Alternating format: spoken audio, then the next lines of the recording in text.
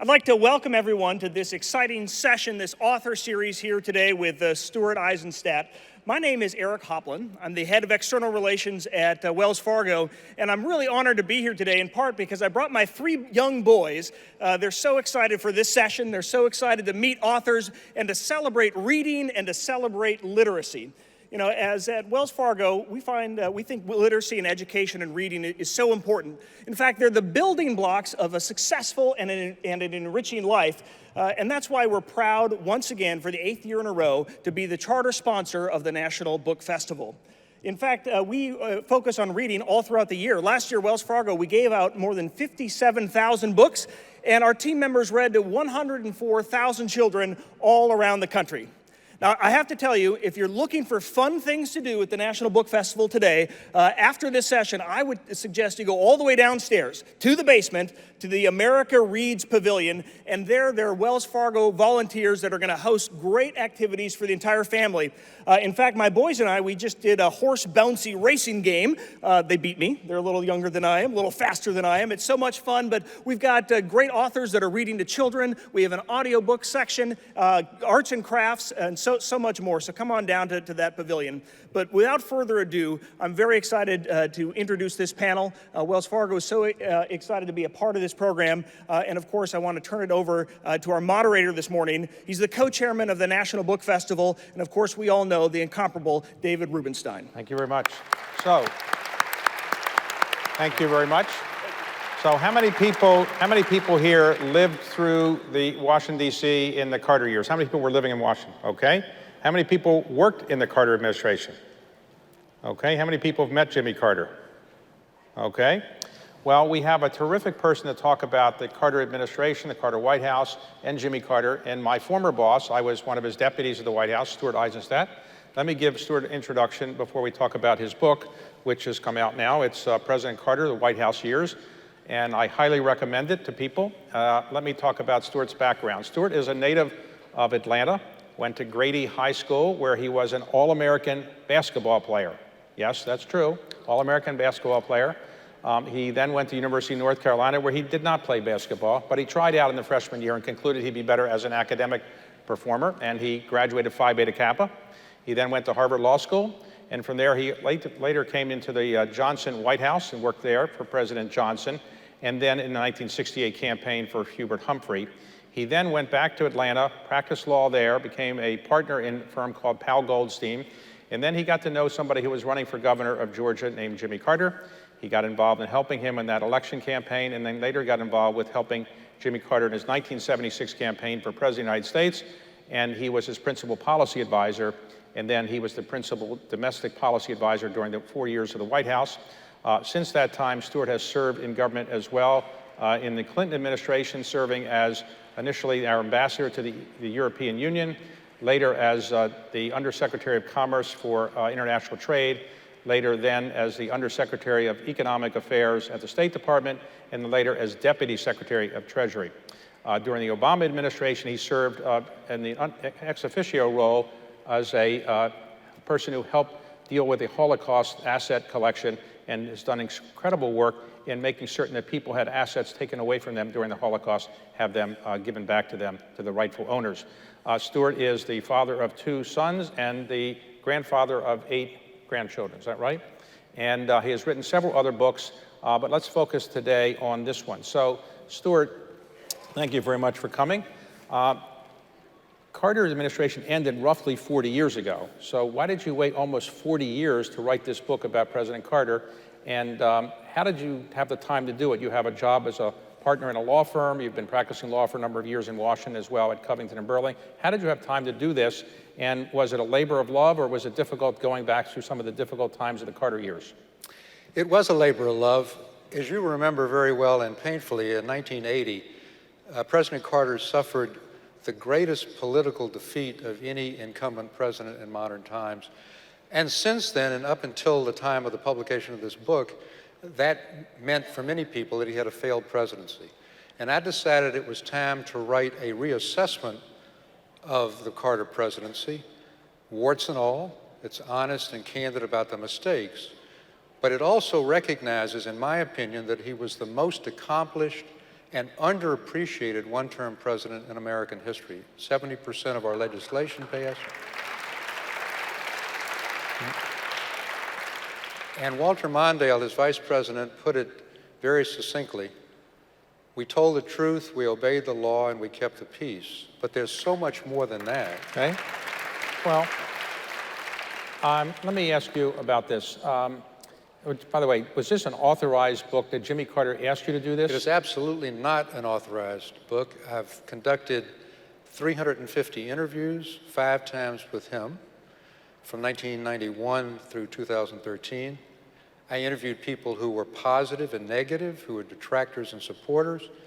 And I have, and I think the authenticity, David, of the book depends not only on these interviews, but the fact that I kept over 5,000 pages of contemporaneous notes on 103 legal pads, of verbatim notes of everything I saw and I heard.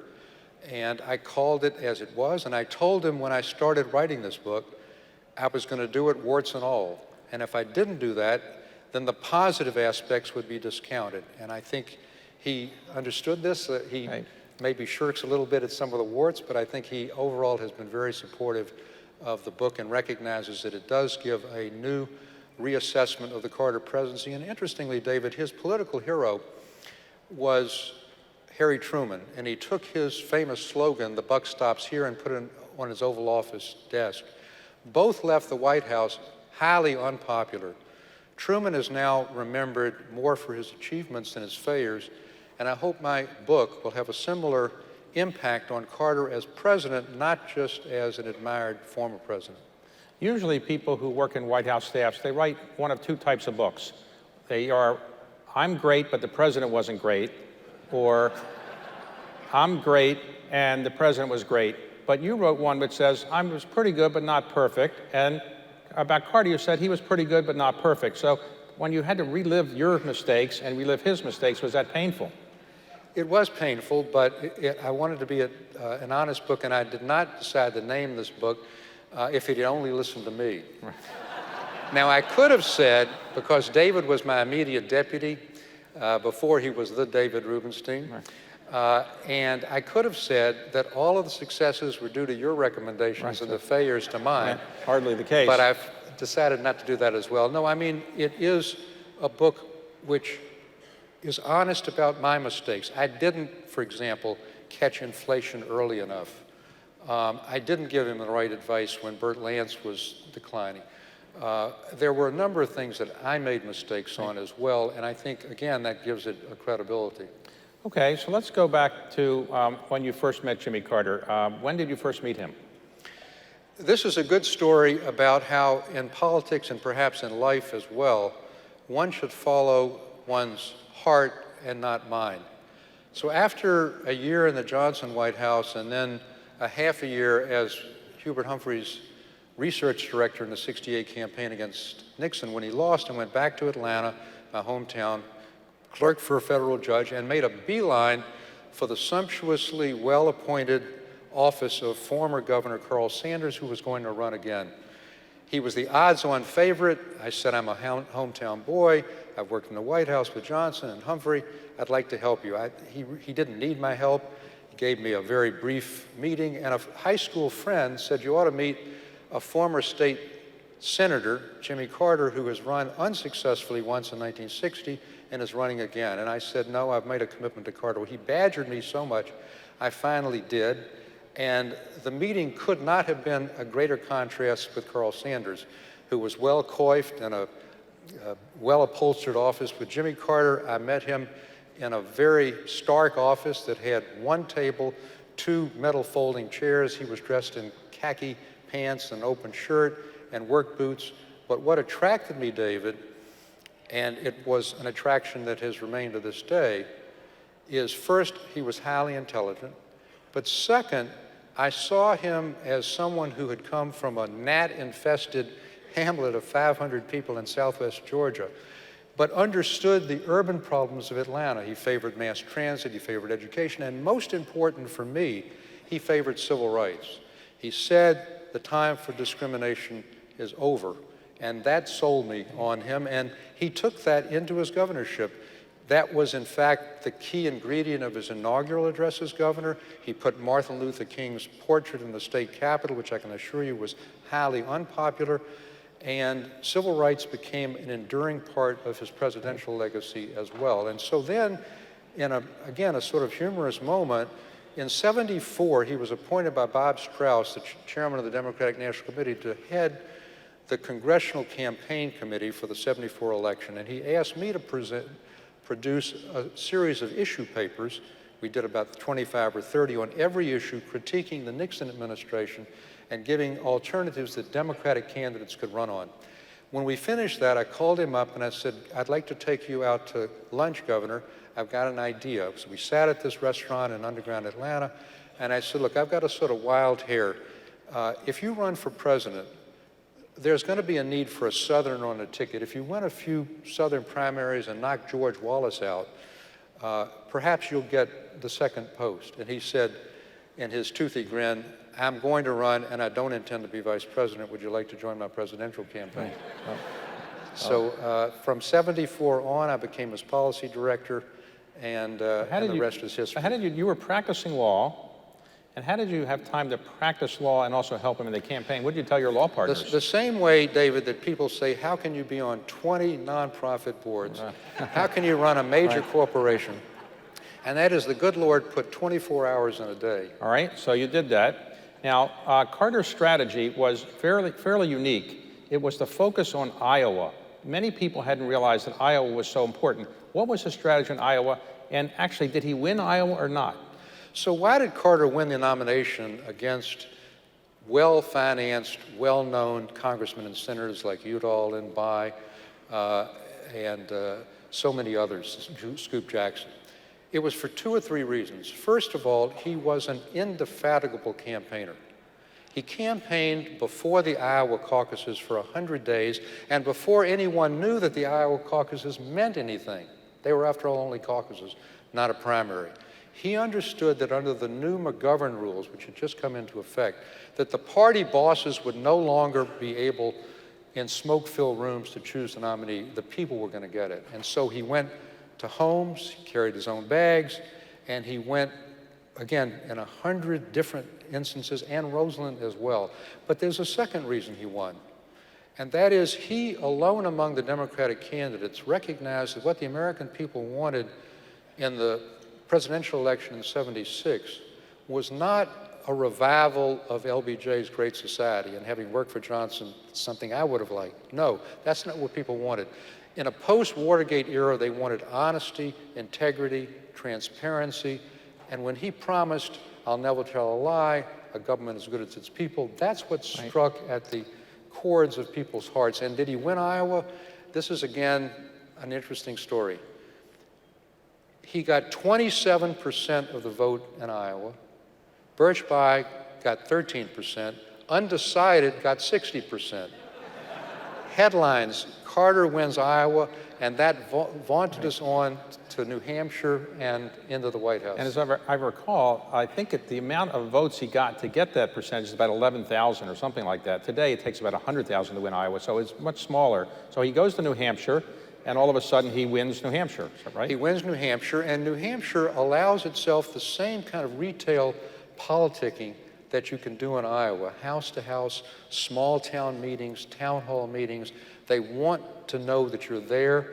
Right. And so again, he used that same theme, government as good as its people, ethics reform, moral high ground, but then he began to broaden it. After all, he was running in the Democratic primary. Right. He talked about the need for education, talked about the need for investment. What was the Peanut Brigade? So after we won in, and I put quote unquote, won in Iowa, a so-called Peanut Brigade was started by a woman named Dot Pageant. He had been, of course, a peanut farmer, and they got together hundreds of people from Georgia who went door to door in New Hampshire, literally door to door, handing out his literature. And this Peanut Brigade, plus his whole family, and Roseland being an incredible campaigner, and this is an interesting story in and of itself. When he ran for governor, Roseland was so shy, she literally shook on the podium. She could hardly speak. She evolved into a tremendous campaigner, and by the way, a great first lady, only the second first lady after Eleanor Roosevelt to testify in Congress, and this on her own legislation on community mental health. So she was an enormous asset, but Peanut Brigade really spread the word and got him door to door in New Hampshire. Are you amazed that after all these years, people still call her Rosalind? Rosalind. It's Rosalind. It's spelled Rosalind, but it's Rosalind. Okay, so he wins New Hampshire. He's moving forward to get the nomination. All of a sudden, the liberals in the party say, wait a second, this moderate or conservative could be the nominee of the party. Did they try to come together and get one candidate? So the rest of the crowd made a fundamental mistake. They said, let's let Carter do the dirty work of getting George Wallace, the segregationist governor of Alabama, out of the race. We'll give him a clear field in North Carolina and in Florida. Then we'll take him on. By then it was too late. When we won North Carolina and we won Florida, we developed a momentum that was almost unstoppable, but there were two huge road bumps on the way to the nomination. The first was that going into the first northern primary in Pennsylvania, we had to broaden the message. He was not just a southern candidate. And he incorrectly thought the way to do it was appeal to perhaps the worst instincts of the white working class. And so he used the term preserving the ethnic purity of ethnic neighborhoods, Polish, Czech, and so forth. That caused an uproar. Here was a virtually unknown candidate, and even the mayor of Atlanta, Maynard Jackson, said, this is not the Jimmy Carter I know, maybe we've got the wrong guy. He was saved by one absolutely crucial thing. Andrew Young had been the first congressman elected from the Deep South since Reconstruction, and I had helped him, and my late wife Fran had helped him. I called Andy up and I said, Andy, you know Carter, you know that he's not a racist. Andy got Daddy King, that's Martin Luther King Sr.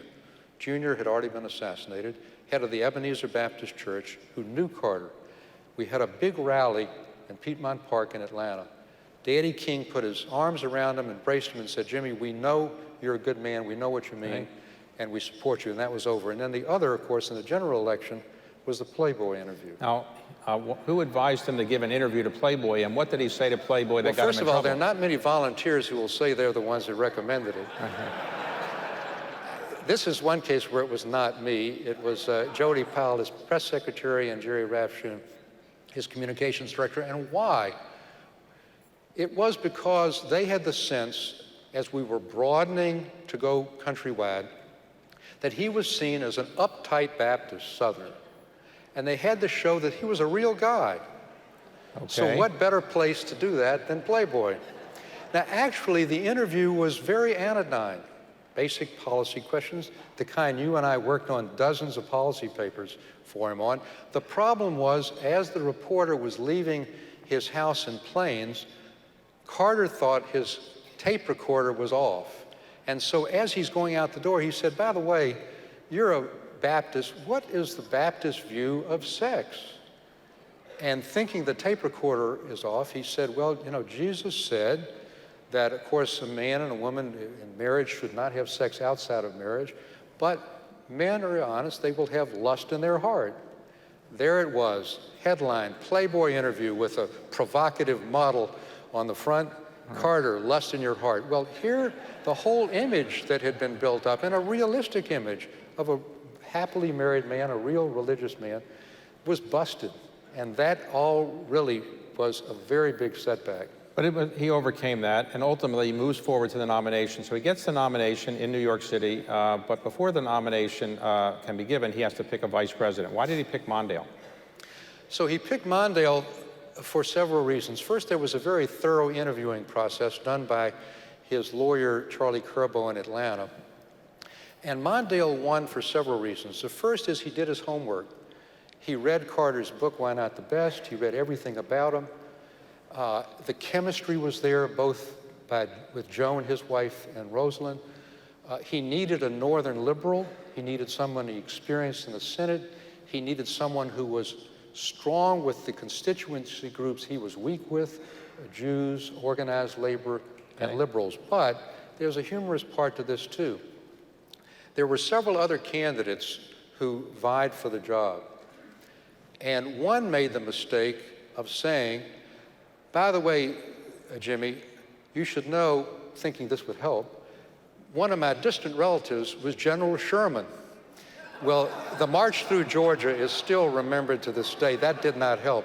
The other one said, you know, I want you to know that one of my favorite foods is blue-eyed peas. Right. So,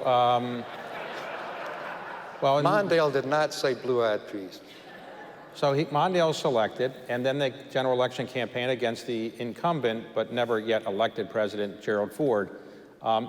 There were presidential debates. Now, had never been presidential debates before, except in John Kennedy's in 1960. But why did Carter agree to that? Who challenged who for the debates, and how did you prepare Carter for the debates? So we challenged Ford because we thought it was important to go onto a national stage and demonstrate we could go toe-to-toe with him. And you and I helped prepare briefing books for him. And I have to say, again, in one of my mistakes, I prepared a briefing book, and I'm not exaggerating, that was 6 inches thick. I mean, that's not how you brief a president for a debate.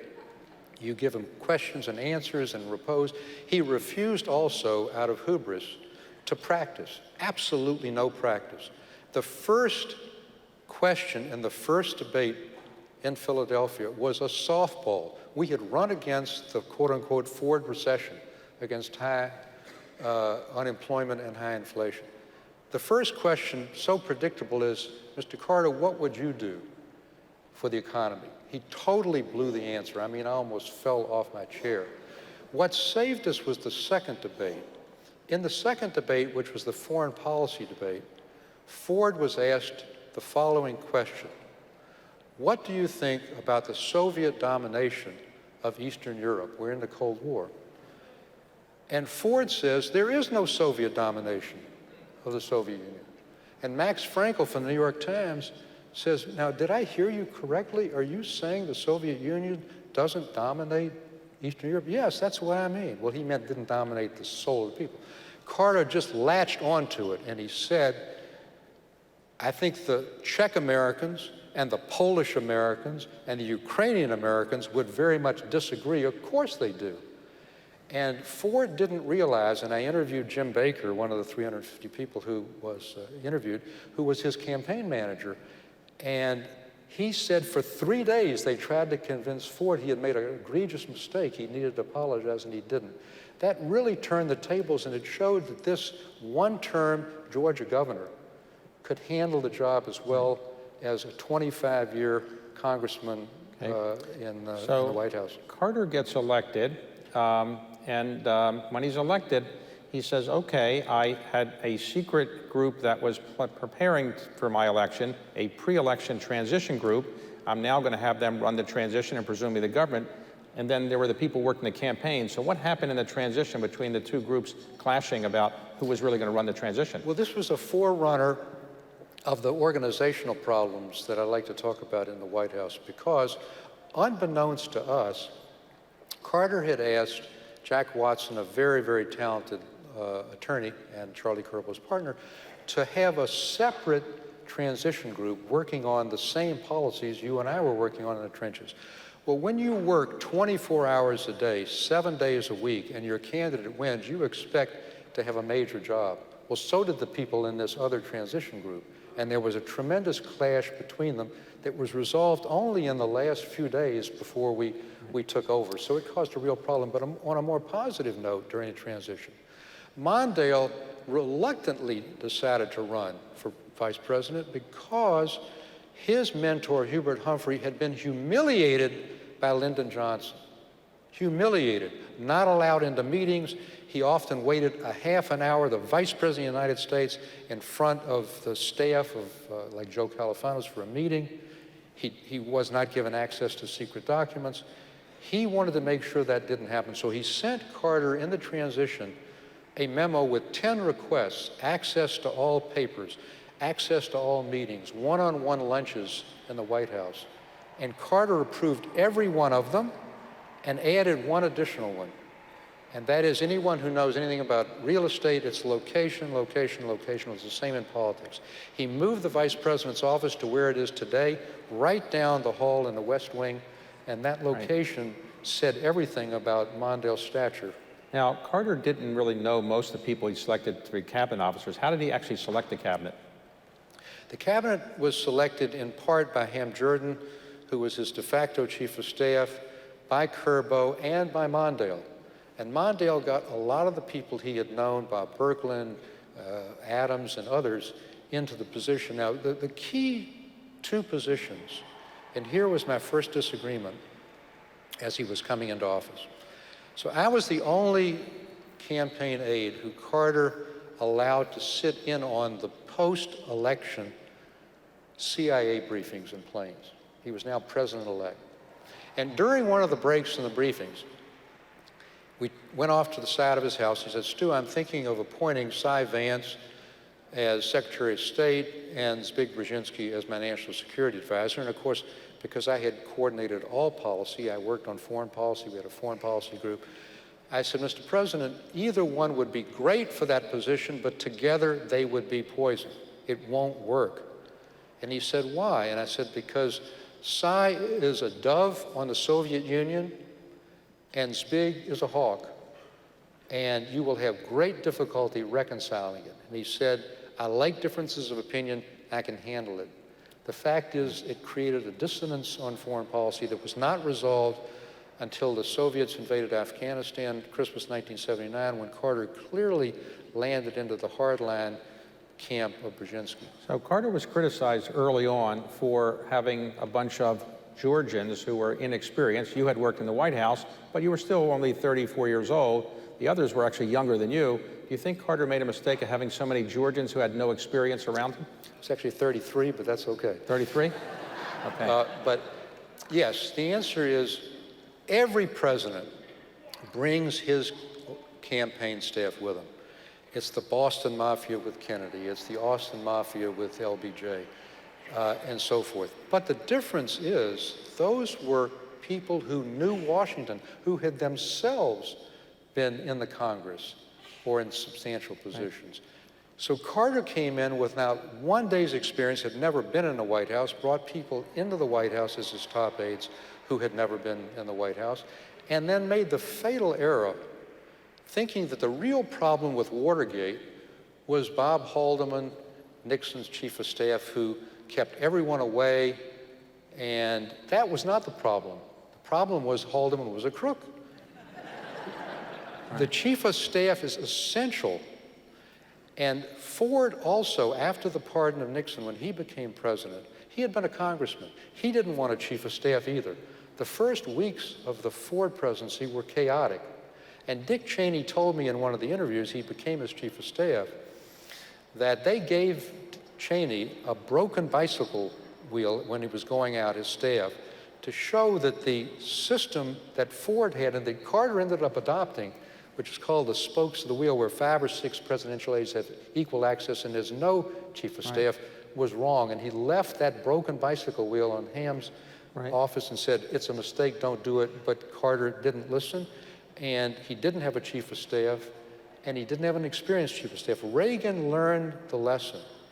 What did Reagan do when he won? He also was inexperienced in Washington. He had Jim Baker, who had been the campaign manager of his opponent, George H.W. Bush, as his chief of staff. It made all the difference in the world. So Carter was elected president of the United States, the first Democratic president in 8 years. The Congress is controlled by the Democrats, so the Democrats just do whatever Carter wants. Is that right, or it didn't happen that way?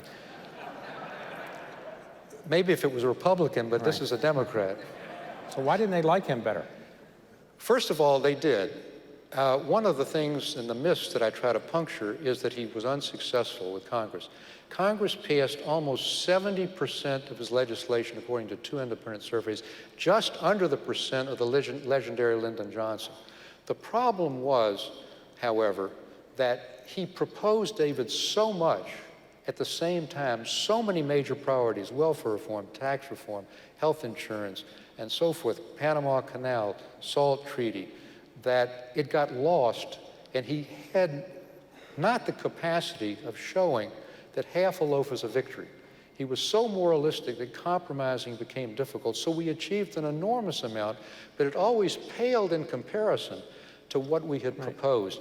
And the Democratic Party was very much split between, he had two bases, Southern conservatives and the Northern liberals. And in the Senate in particular, in the House, Tip O'Neill, they passed everything. The Senate became an Indian burial ground for a lot of his legislation because of this division. In the end, again, we achieved a lot, but it was done with a lot of blood on the table. Talk about Carter's working style. Did he like to be briefed orally? Did he like to read memos? Did he like to call the staff in and ask questions? So, David, you have been a CEO, just stepped down, and you interview CEOs for your program. The President of the United States is the Chief Executive Officer of the largest enterprise in the world. Trillions of dollars of revenue, of expenditures, tens of millions of employees. But the President constitutionally has very few powers. He's the commander-in-chief, and that's it. Carter failed to recognize it was his weakness, but also his strength, for reasons I'll mention in a minute. He failed to realize that a president has to be politician-in-chief.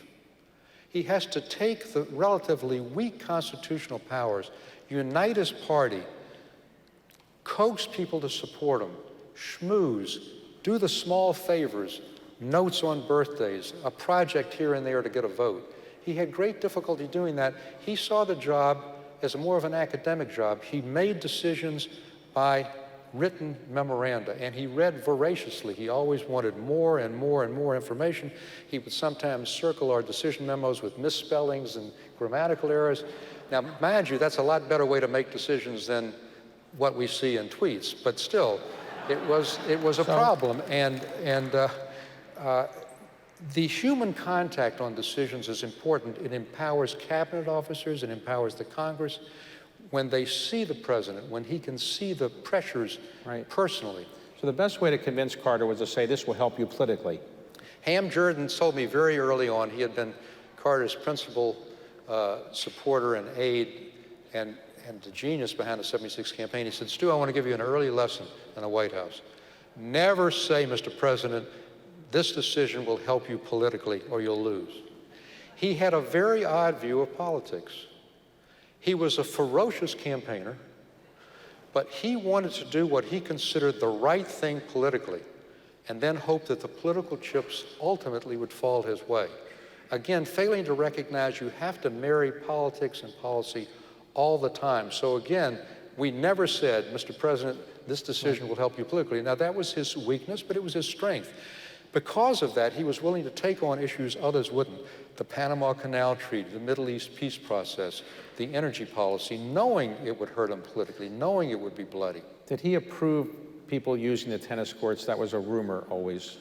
Well, I mean, this is such a myth. The fact is, he was incredibly generous to us as a staff. He did things that no other president did.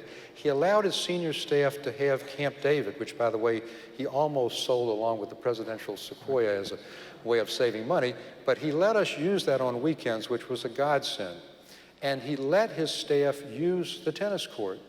He only said, sign up so I'm not on or Rosalind's not on at the same time. The notion that he micromanaged the schedule is just incorrect, but it fit in with this notion of excessive attention to detail. It was actually an act of huge generosity to his staff. So let's talk about what some people would say was his greatest success, Camp David. He tried to get in the middle of the Middle East peace process. He invited Sadat and Begin to Camp David. Was that an idea that everybody thought was good? And how did he actually pull that off over a 13-day period of time? So Anwar Sadat, the president of Egypt, made a historic trip to Jerusalem to start the process. Then an impasse developed. They simply couldn't resolve their major differences. He wanted everything back from the Sinai. So Carter, in an act of desperation, thinking that Sadat's whole historic effort would fail, took a risk that almost all of his advisors advised him not to do. He invited them to the presidential retreat at Camp David. Through 13 agonizing days and nights, Carter personally wrote 20 drafts. He negotiated separately with Menachem Begin, the Prime Minister of Israel, and with Sadat, because they were like two scorpions in the bottle. They never met except the first day and the last. And then he added two personal touches, and compare that with some of the summits we've seen recently. Number one, the first of the Sundays of the 13 days, he took them to Gettysburg, to the battlefield, to demonstrate that 5 wars were enough. Sadat was a general. He knew Pickett's charge, and Begin was so moved, he actually verbatim did the Gettysburg Address. And then the last Sunday, we were very close to an agreement, but not there, the 13th day. And Begin said, Mr. President, I've had it, no more compromises. I've got an El Al plane waiting for me, get me out of here. He called it a luscious concentration camp. Carter, knowing that this would blow up the Middle East and his own presidency, knowing what Begin loved, which was his grandchildren, he got 8 photographs of himself, Sadat, and Begin at Camp David, personally autographed them, walked them over to Begin's cabin, handed it to them, and saw tears well up in Begin's eyes as he read each of his grandchildren's names. He put his bags down and said, I'll make one last try, and the rest is history. All right, so they got the agreement. They came down to the White House, but then it still took time for Carter had to go back to the Middle East and do shuttle diplomacy. Yes, and this was even more, everybody thinks the end of it was Camp David. Camp David was a framework. It wasn't a binding treaty. There was supposed to be 3 months to finish it. In 6 months, they still hadn't. So Carter took another risk, and this was unanimously opposed. He went back to the region to try to put this back into a formal treaty. And again, it looked like we had failed. The last day, Carter is in the King David Hotel. He was already got his bags packed. The airspace was cleared for Air Force One. Begin calls and said, Mr. President, I'd like to come see you for breakfast. Carter, not expecting it, says to us in the lobby, would you please entertain the Prime Minister while I get dressed and ready? So Begin says to us, you know, this is a very famous hotel, the King David. He said, yes, I understand. He says, no, not for the reasons you think. When I was head of the Irgun during the British occupation, I blew this hotel up.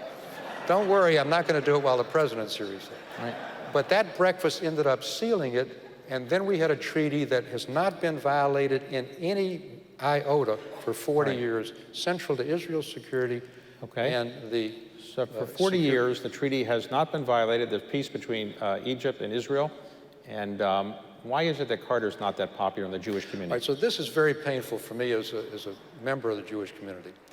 Here's a president that gave Israel its first peace with its most powerful Arab enemy, Egypt, who broke the back of the Arab boycott with the Arab boycott legislation, who is the unquestioned father of the U.S. Holocaust Memorial Museum, who championed the cause of Soviet Jewry and got a doubling of immigration and saved Natan Sharansky's life during his trial, and who saved 50,000 Iranian Jews during the Ayatollah's reign.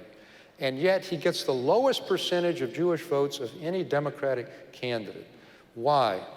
First, because to achieve that peace in the Middle East, there was a lot of glass that had to be broken. A lot of pressure was put on Israel. Second, he had very difficult relations with Rabin, and in particular with Begin. Begin was the first Likud prime minister after 30 years of labor prime ministers who believed that Israel had a claim to everything between the Mediterranean and the Jordan. And this was very difficult for him to accept. Right. And so there were repeated clashes, and most important perhaps, he analogized the plight of the Palestinians to the plight of the African Americans with whom he grew up in a county that was 2/3 black, where he played with them but couldn't go to school with them. And he said to me in my interview, the white police treated blacks better than the IDF treated the Palestinians. And I argued with him about the security issues.